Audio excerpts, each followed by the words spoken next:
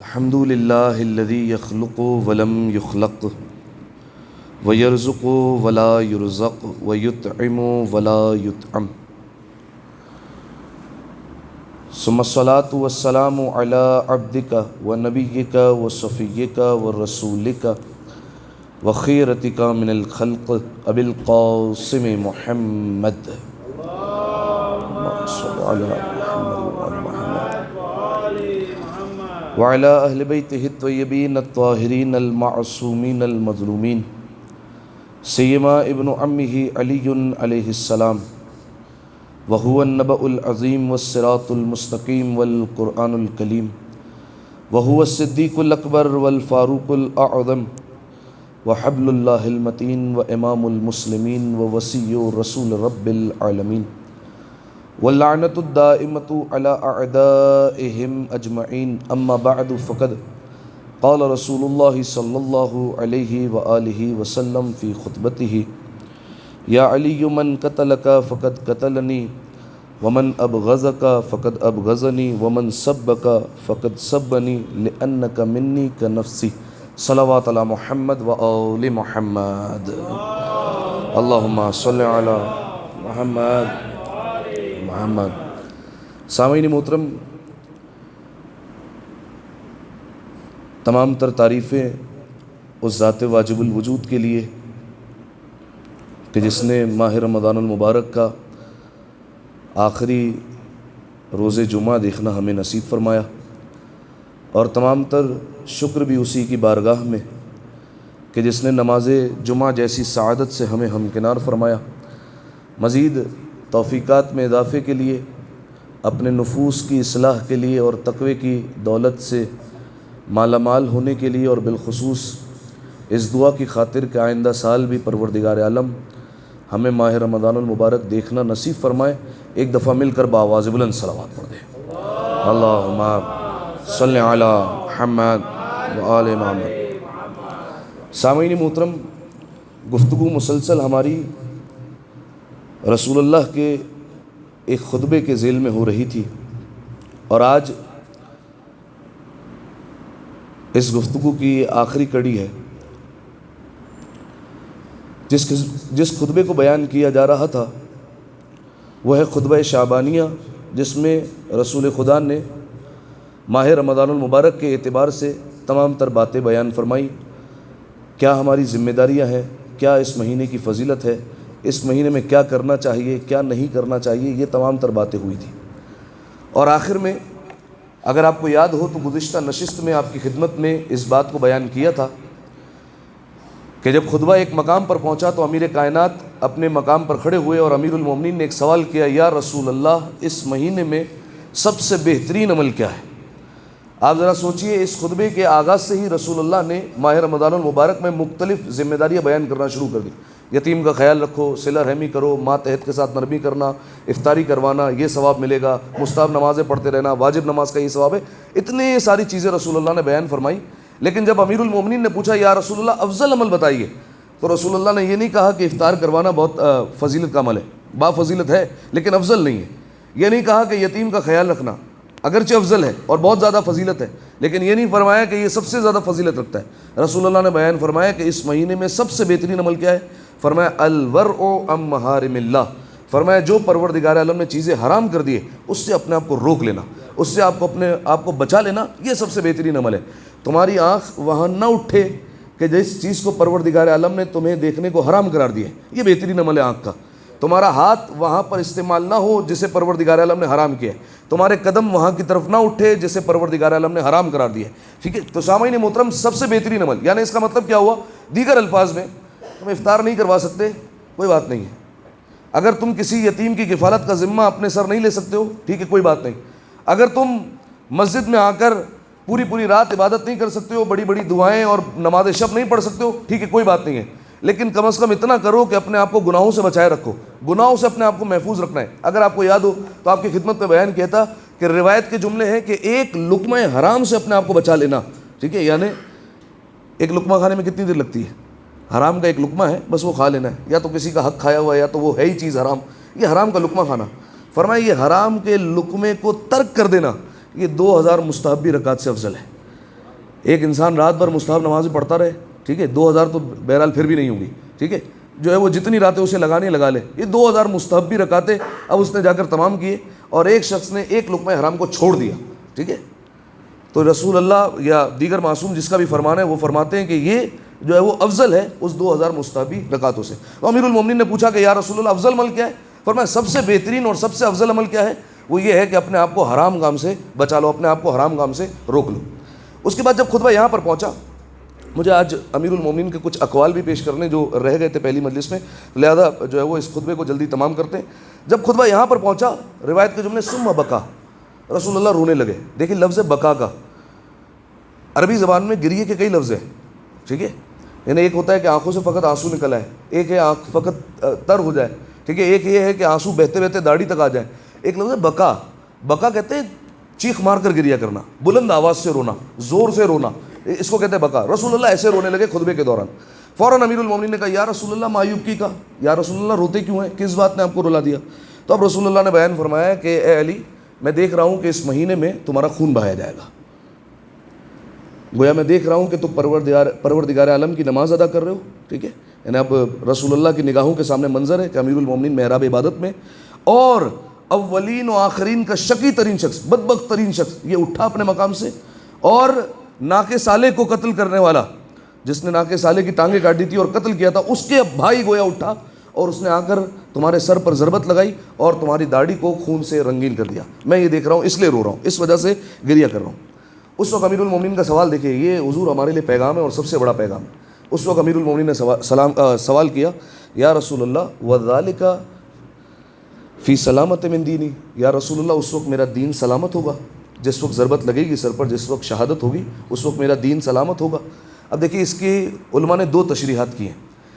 بعض علماء کا یہ کہنا ہے کہ امیر المومنین کا یہ پوچھنا کہ میرا دین سلامت ہوگا، اس سے مراد یہ کہ جو اتنی قربانیاں دے رہے ہیں، یا رسول اللہ آپ کی شہادت ہو جائے گی، یا رسول اللہ میری شہادت ہو جائے گی، یا رسول اللہ میرے بچوں کو قربانیاں دینی ہیں، یا رسول اللہ آپ نے ہی بیان کیا ہے کہ میرے گھر پر حملہ ہوگا، میری ناموس پر ہاتھ اٹھایا جائے گا، اتنے سارے مصائب ہوں گے. تو اتنے سارے جب مصائب ہو جائیں گے اور ہم صبر کا دامن تھامے رہیں گے تو دین سلامت ہوگا. جس دین کے لیے اتنی قربانی دے رہے ہیں وہ دین بچ جائے گا، اس دین کو، وہ دین باقی رہ جائے گا یا باقی نہیں رہے گا؟ یہ پہلا سوال.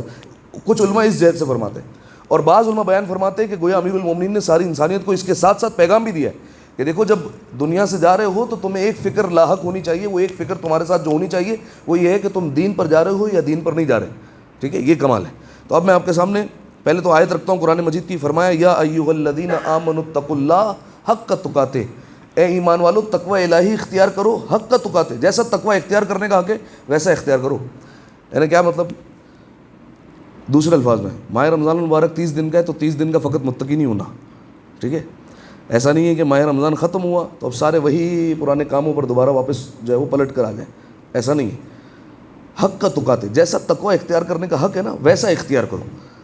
ولا تموتن الا وانتم مسلمون، اور خبردار ہرگز ہرگز نہ مرنا سوائے یہ کہ تم مسلمان ہونے چاہیے ہو. جب تمہیں موت آئے تو تم حالت اسلام پر ہونے چاہیے ہو، یہ سب سے بڑی بات ہے. سامعین محترم، اس بات پر لاکھ شکر ہے کہ پروردگار عالم نے ہمیں ایسے گھرانے میں پیدا کیا جہاں امیر المومنین کی ولایت ہمیں مل گئی، جہاں اہل بیت علیہ السلام کی محبت ہمیں درس میں دی گئی، ہمیں محبت امیر المومنین گھٹی میں پلائی گئی. یہ بہت بڑا ہمارے لیے شرف ہے. لیکن سامعین محترم، کمال کی بات یہ ہے کہ جب ہم دنیا سے جائیں تو امیر المومنین کی ولایت کا دامن ہاتھ میں لے کر جائیں اور امیر المومنین کی ولایت کے ساتھ اس دنیا سے جائیں. کیونکہ میں آپ کی خدمت میں بیان کر چکا ہوں، کئی لوگ ایسے ہوں گے، اس خوش فہمی میں ہمیں نہیں رہنا چاہیے کہ ہمیشہ ہماری یہ محبت اور ولایت ہمیشہ سلامت رہے گی. کئی کام ایسے ہوتے ہیں کہ یہ ولایت چھن جاتی ہے انسان کے ہاتھوں سے، یہ محبت جو ہے وہ چھن جاتی ہے. آپ جانتے ہوں گے ایسے افراد کو کہ جو پہلے امیر المومنین کی اور اہل بیت علیہ السلام کی محبت کا دعویٰ کرتے تھے، اس کے بعد پھر گئے محبت سے. ایسے ہے یا نہیں ہے؟ کئی ایسے لوگ ہیں جو مجتہد لیول تک پہنچ گئے، ٹھیک ہے، ایسی مثالیں ہیں پاکستان میں، مجتہد لیول تک پہنچ گئے، ٹھیک ہے، نام لینا مناسب نہیں ہوگا. آ کر اس لیول پر آ کر مصائب کا جو ہے وہ انکار کر دیا جناب سیدہ کے، میں نہیں مانتا ان مصائب کو، ٹھیک ہے، آخری وقت میں آ کر ان مصائب کا انکار کر دیا. دعائے ندبہ کو اٹھا کر ایسے پھینک دیا کتاب کو کہ ہم اس دعا کو نہیں مانتے. صحیح ہے، تو یہ وہ فرد جس نے پہلے دعائے ندبہ کا آغاز کروایا وہی آخر میں کتاب کو اٹھا کر پھینک دے، ٹھیک ہے. تو یہ وہ باتیں ہیں کہ جو یہ ظاہر کرتی ہے کہ ہر وقت انسان محبت اہل بیت پر جو ہے وہ ثابت قدم نہیں رہتا، کبھی بھی یہ انسان کا دین جو ہے وہ نکل جاتا ہے. اسی لیے آپ دیکھیے کہ چوتھے امام کا فرمان ہے کہ آخری زمانے میں صبح سے لے کر شام تک ہاتھوں پہ انگارہ لے کر کھڑے ہو جاؤ، یہ آسان ہوگا، لیکن آخری زمانے میں اپنا ایمان بچانا مشکل ہوگا. صبح کے وقت گھر سے نکلا انسان مومن، واپسی پلٹ کر آیا کافر، اسی لیے کہا جاتا ہے کہ ہر وقت انسان یہ دعا کرتا رہے، یا اللہ یا رحمانو یا رحیم یا مقلب القلوب ثبت قلبی علی دینک، پالنے والے میرے دل کو اپنے دین پر ثابت قدم رکھنا. اور اس دین سے مراد جو ہے وہ ولایت امیر المومنین ہے، کہ یہاں پر ولایت امیر المومنین پر میرا جو ہے وہ دل ثابت قدم رہے.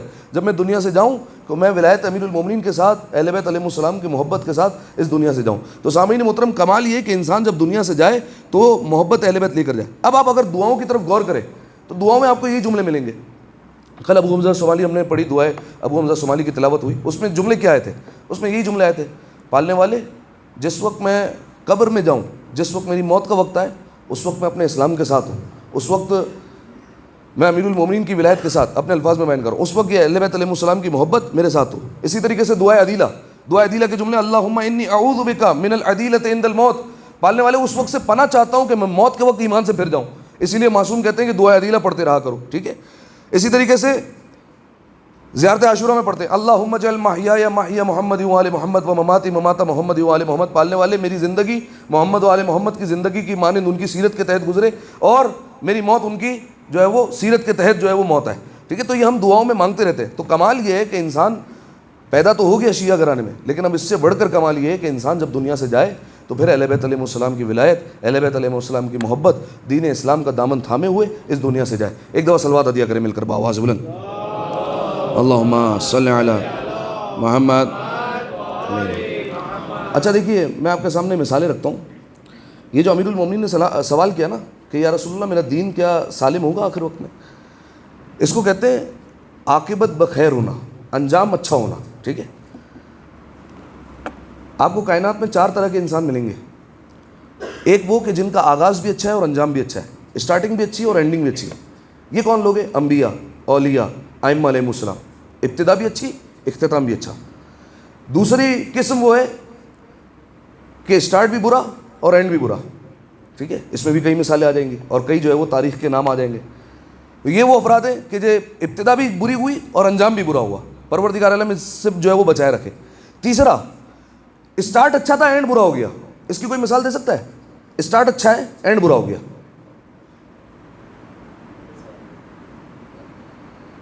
اچھا چلے، کئی نام آ جائیں گے کہ جن کا بظاہر جو ہے وہ بہت اچھا تھا لیکن جو ہے وہ اختتام اچھا نہیں ہوا. جیسے بالفرض میں مثال دوں، عبد الملک ابن مروان، آپ جانتے ہیں اس کا لقب کیا تھا؟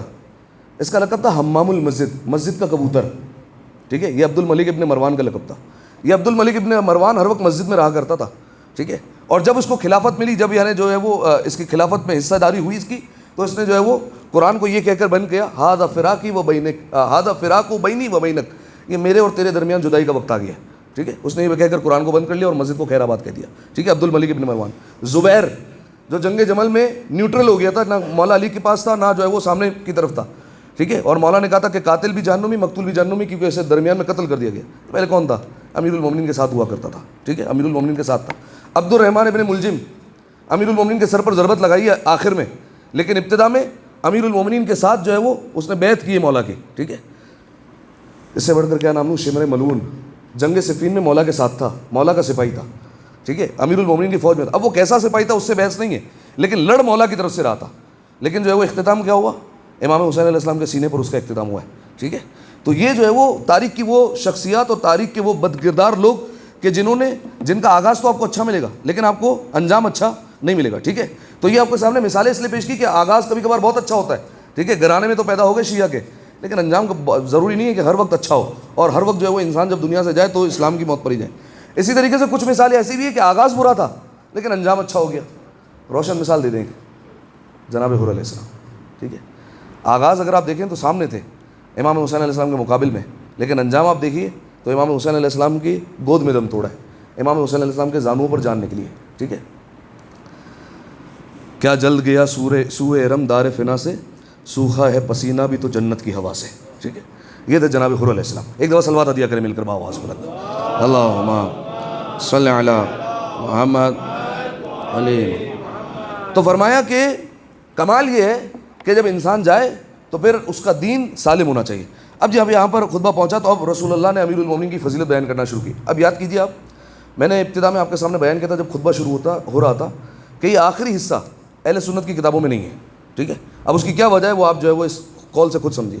یا علی من قتلک فقط قتلنی، اے علی جس نے آپ کو قتل کیا اس نے مجھے قتل کیا، ومن ابغضک فقط ابغضنی، اے علی جس نے آپ سے دشمنی کی اس نے مجھ سے دشمنی کی، ومن سبک فقط سبنی، جس نے آپ کو ناسزا کہا، برا بلا کہا، گالیاں دی، کس نے گالیاں دلوائی آپ جانتے ہیں، مولا پر جو ہے وہ کتنے ممبروں سے گالیاں پڑتی رہی ہیں اور کتنے لوگوں نے تبرہ کیا امیر المومنین پر۔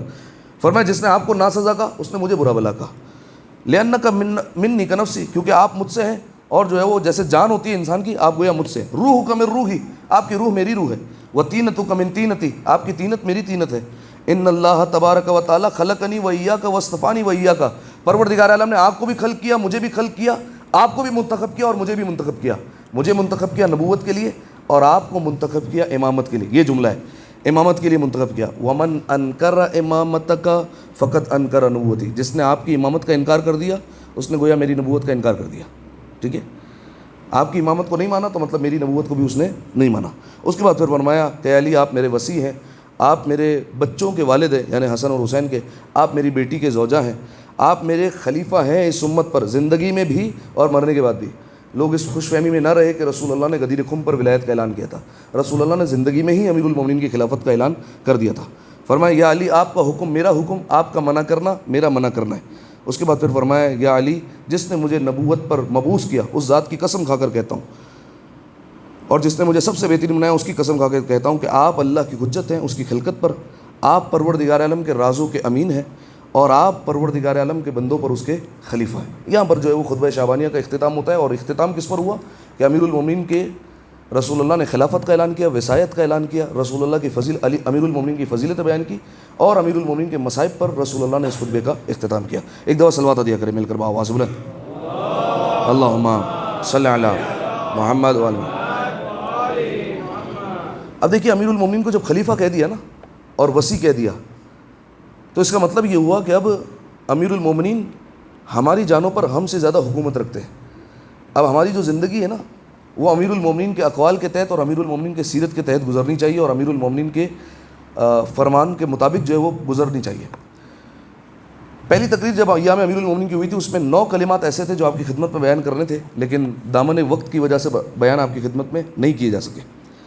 یہ 9 کلمات وہ ہیں کہ جیسے شیخ صدوق نے اپنی کتاب میں نقل کیا ہے اور کہا ہے کہ اہل سنت نے بھی اس کو نقل کیا ہے، اور یہ 9 کلمات آپ دیکھیے تو امیر المومنین کا آپ کو کئی اقوال ملیں گے، نہج البلاغہ بھری پڑی ہوئی ہے، نہج الاسرار ہے، غرر الحکم ہے، نہ جانے کتنی کتابیں ہیں امیر المومنین کے اقوال کی، کتنے اقوال ہیں مولا کے، لیکن وہ کہتے ہیں کہ یہ جو 9 کلمات ہیں نا اس پر آ کر حکمت یتیم ہو گئی ہے، فصاحت اور بلاغت ان کلمات کے آگے ان کی آنکھیں چندیا جاتی ہے، یعنی جب فصاحت اور بلاغت مولا کے ان اقوال کے سامنے آ جائے تو اپنی آنکھوں کو ملنے لگے گی کہ مولا نے کیا دیا اور کتنی جو ہے وہ بڑی باتیں کہہ دی، مولا نے اتنے سے جملے میں کیا کہہ دیا، ٹھیک ہے۔ 9 کلمات ہیں، ان 9 کلمات میں سے 3 کلمات ایسے ہیں جو مناجات سے تعلق رکھتے ہیں، ٹھیک ہے، یعنی امیر المومنین نے پروردگار عالم سے مناجات کی ہے۔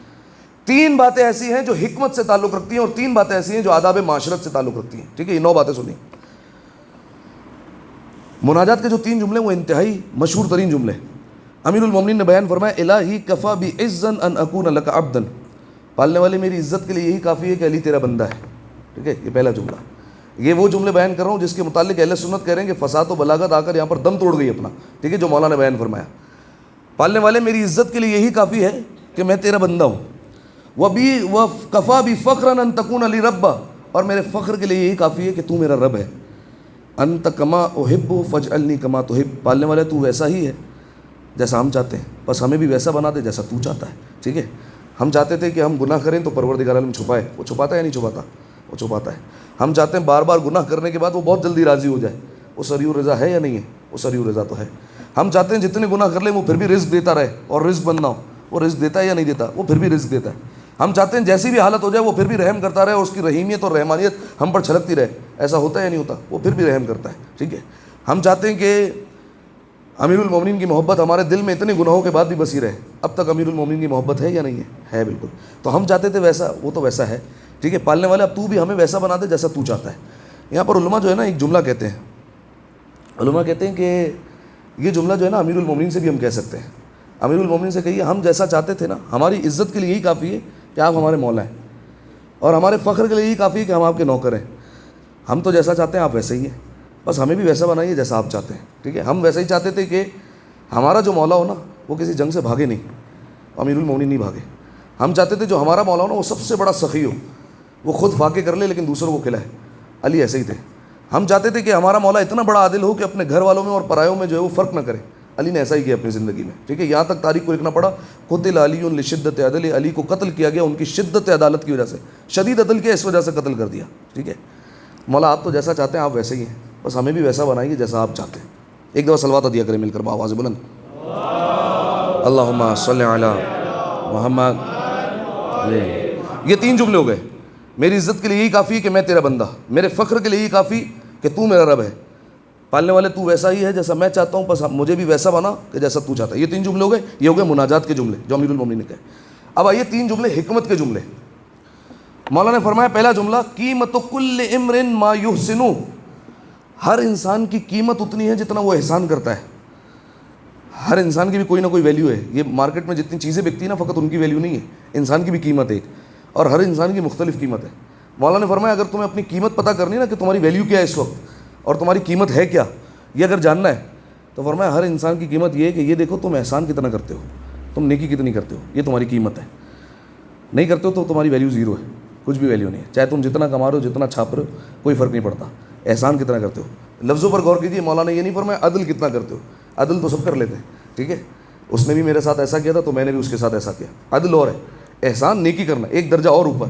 فرمایا ہر انسان کی قیمت اتنی ہے کہ جتنا وہ احسان کرنا جانتا ہے, نیکی کرنا جانتا ہے. قرآن میں حکم ہے وبالوالدین احسانا, والدین کے ساتھ احسان کرو. کسی نے مولا سے پوچھا تھا کہ احسان کا مطلب کیا ہے, روایت کا مفہوم بیان کر رہا ہوں. فرمایا احسان کا مطلب یہ ہے کہ ماں باپ کے بولنے سے پہلے ان کی خواہش پوری ہو جائے. ماں باپ جو چاہتے ہیں نا وہ ان کو مل جائے ان کی بولنے سے پہلے. اگر بولنے کے بعد کر دیا تو یہ تو ذمہ داری ہے, پھر احسان نہیں ہوا. ٹھیک ہے, بولنے سے پہلے کر دیا پھر یہ احسان ہے. ٹھیک ہے, پھر یہ نیکی کہلائے گی. تو فرمایا ہر انسان کی قیمت کتنی ہے, فرمایا جتنا وہ احسان کرنا جانتا ہے. جتنا احسان کریں گے, جتنا نیکیاں کریں گے, فرمایا یہ انسان کی ویلیو بن جائے گی. دوسرا جملہ فرمایا وہ انسان کبھی ہلاک ہو ہی نہیں سکتا جو اپنی قدر جانتا ہو, جو اپنی ویلیو جانتا ہو وہ کبھی ہلاک نہیں ہو سکتا. ایک اور مقام پر مولا نے فرمایا کہ تمہاری کم سے کم قیمت جنت ہے, اس سے کم پر جو ہے وہ اپنے آپ کو نہیں بیچنا. نہیں پہنچی شاید میری بات. تمہاری کم سے کم قیمت ہے جنت, اس سے کم کی پر راضی نہیں ہونا. 2 بول اگر کوئی تعریف کے کر دے اس پر راضی مت ہو جانا. ٹھیک ہے, کہ اس نے تعریف کر دی اور جو ہے وہ اپنا ایمان گیا. ٹھیک ہے, کسی کے متعلق دشمنی تھی, غیبت کر دی.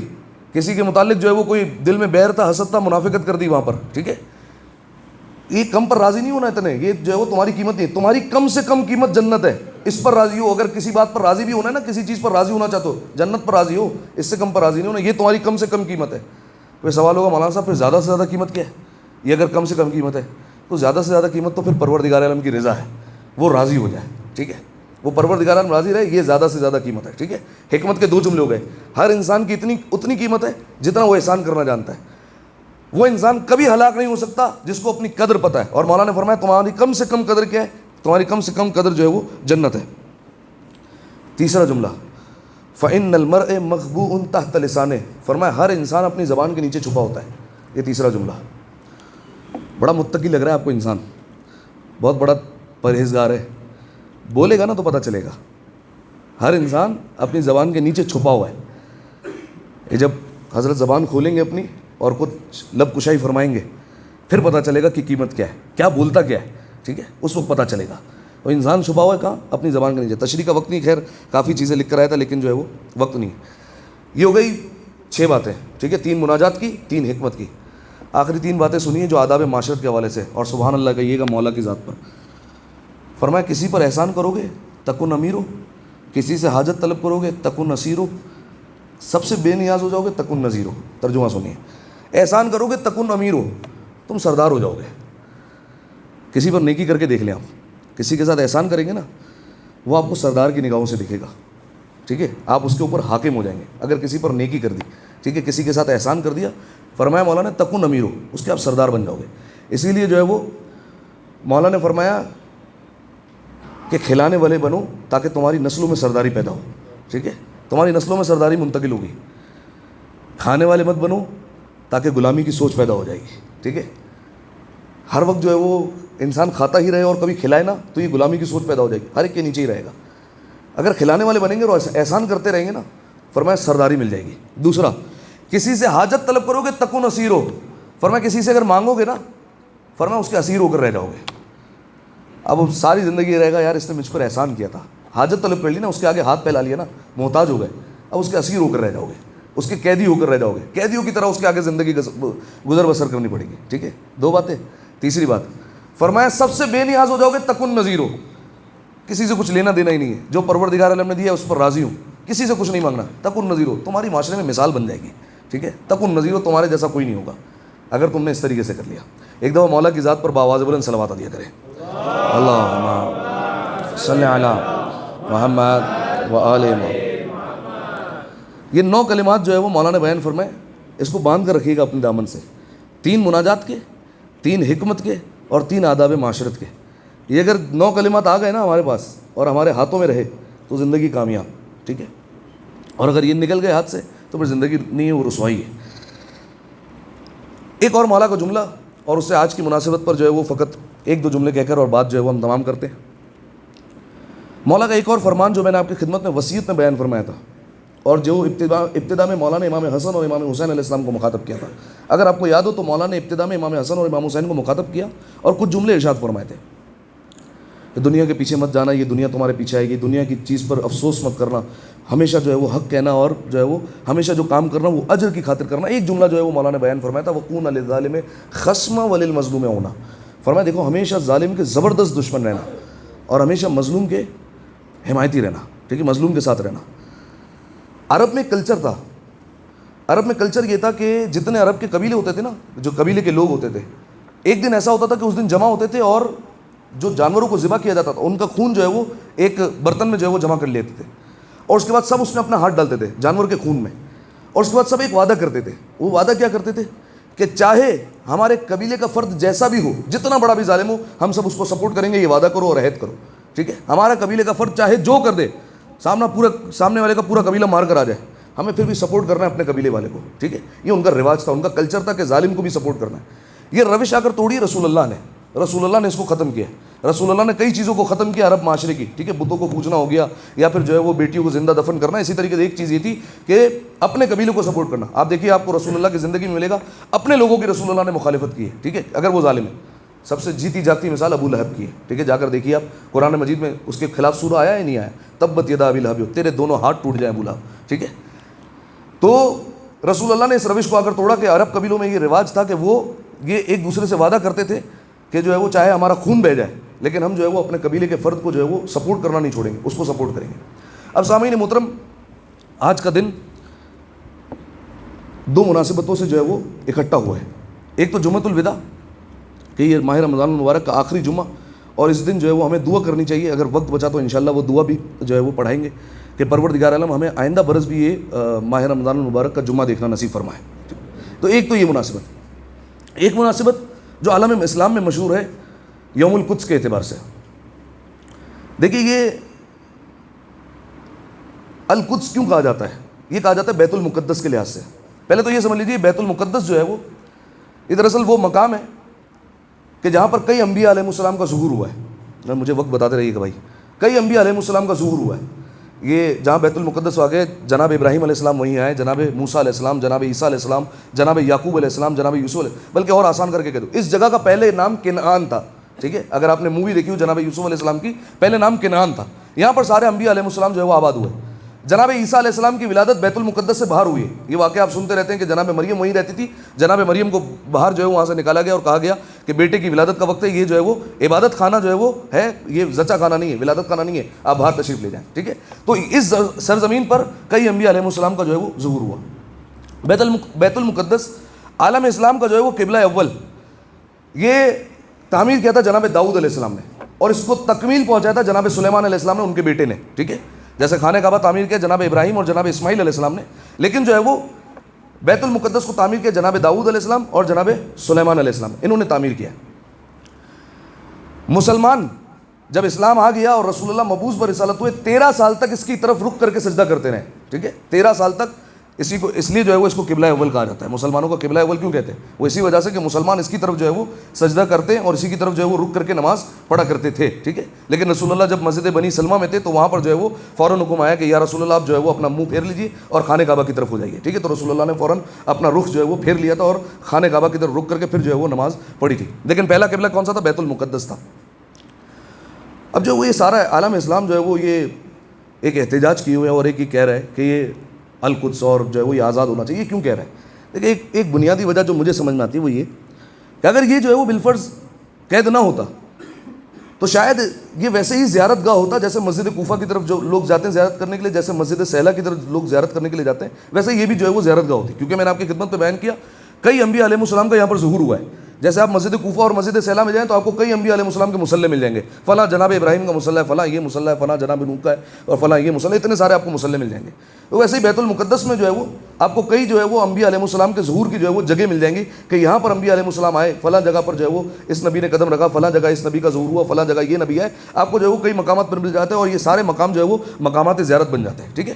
لیکن جو ہے وہ بدقسمتی سے جن بدبختوں نے اس کو جو ہے وہ قبضہ کر کے رکھا ہوا ہے اس وجہ سے جو ہے وہ مسلمان ویسے جو ہے وہ اس کی زیارت نہیں کر پاتے. ورنہ اگر یہ آزاد ہوتا تو مسلمان جو ہے وہ اس کی ویسے ہی زیارت کرتے اور ویسے ہی جو ہے وہ اس کو اس میں جو ہے وہ جا کر نمازیں بھی ہوتی ہیں اور اس میں جو ہے وہ جا کر پھر اس کی زیارت بھی ہوتی ہے. اور سامعین محترم, اس دن کو فقط میرا سوال ہے آپ لوگوں سے کہ یوم القدس کے نام سے کیوں یاد کیا جاتا ہے؟ وجہ کیا ہے؟ کیا آج جناب داؤد علیہ السلام نے اس مسجد کی اینٹ رکھی تھی؟ کیا ہوا تھا آج؟ وجہ کیا ہے؟ اچھا بھائی ختم ہو گیا وقت. کتنے میں وقت ہے؟ 14 پہ تھا بس. وجہ یہ کہ امام خمینی علیہ الرحمٰن نے 1399 میں اس کو یوم القدس قرار دیا تھا. اچھا ایک جو ہے وہ مختصر نقطہ سن لیں. یہ ان کا فتویٰ نہیں تھا, ٹھیک ہے, یہ ان کی نصیحت تھی. فقہی فتوے میں اور نصیحت میں فرق ہوتا ہے. فتویٰ ہوتا ہے اپنے مقلدین کے لیے, ٹھیک ہے, کہ مقلدین وہی عمل کریں گے. نصیحت ہوتی ہے تمام عالم اسلام کے لیے کہ تمام عالم اسلام کو میں نصیحت کرتا ہوں کہ ٹھیک ہے کہ اس کو جو ہے وہ منایا جائے. اچھا اس کا فقط یہ مطلب نہیں ہے کہ ہم جو ہے وہ فقط اس کو جو ہے وہ رسماً یہ طے کر دیں کہ بس اسی دن جو ہے وہ منانا ہے اور پورا سال جو ہے ہم بھول کر بیٹھ جائیں اور پورا سال جو ہے وہ نام ظالموں کے خلاف رہیں. نہیں, یہ جو ہے وہ امیر المومنین کی وصیت ہے, یہ تو آپ کو باندھ کے ہی رکھنی ہے اپنے دامن سے اور دل میں اظہار تو ہونا چاہیے کہ ہم ظالم کے خلاف ہیں اور مظلوم کے ساتھ ہیں. آخر میں جو ہے وہ پروردگار عالم کی بارگاہ میں دعا کرتے ہیں پالنے والے تمام گناہ صغیر اور کبیرہ کی مغفرت فرما. میرے مالک آئندہ برس ہمیں روز جمعہ ماہ رمضان المبارک کا دیکھنا نصیب فرما. میرے مالک بیت المقدس کو جلد سے جلد آزاد فرما, اس کے آزاد ہونے کے منظر ہمیں دیکھنا نصیب فرما. میرے مالک جتنے مقامات زیارت ہیں اس کے زیارت کرنے کی توفیق عطا فرما.